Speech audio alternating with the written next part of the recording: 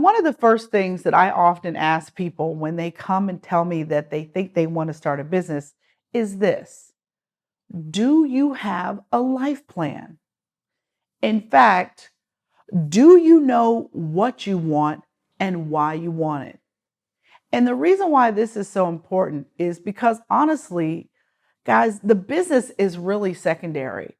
It's really about you designing your dream life and then figuring out a business that's going to throw off enough money to allow you to live it. And this is an important step because I think sometimes people just need to go get a different job.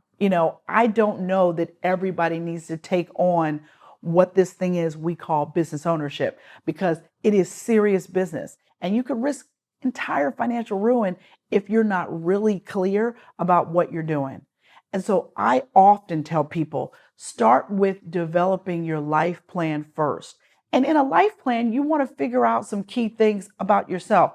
Number one, what do you like to do versus what are you good at? Because there are people that I know that are accountants who really want to bake. So you want to make sure that you're really clear about what your skills are and what you like to do, and then what you love to do. What would you do for free?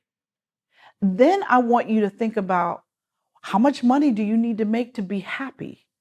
And this is important because this is going to determine the type of business you should start. The other thing you need to think about is, do you have the discipline and the energy to start a business? Because it's going to take a lot. And ladies in particular, I want you to think about whether or not you have any competing priorities. Do you have really little children? Do you have aging parents? Are you an only child and you kind of have to manage all of these things for your family? You really need to think about what else is going on in your life right now before you decide to take on basically another full-time job, which is starting a business.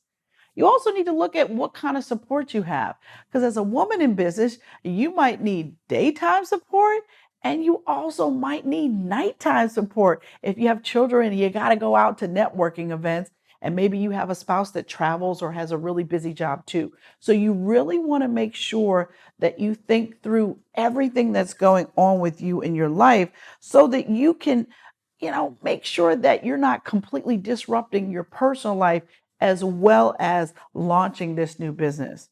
You also want to think about, are you fit to work from home? Most people, sometimes people need the chatter around the water cooler. You got to make sure that you got enough discipline to get up every day, take a shower, get dressed, and go down and sit in your office and do work and not be doing laundry or being on the phone or running errands. You need to make sure that you can stay focused on your business tasks. And that's really, really important. You also need to think about what technical skills you might need to get that you do not have. Because when you put your shingle out there, you are definitely taking on a lot of jobs. So spend some quality time with yourself. Make sure that you get clear about what you want and why you want it.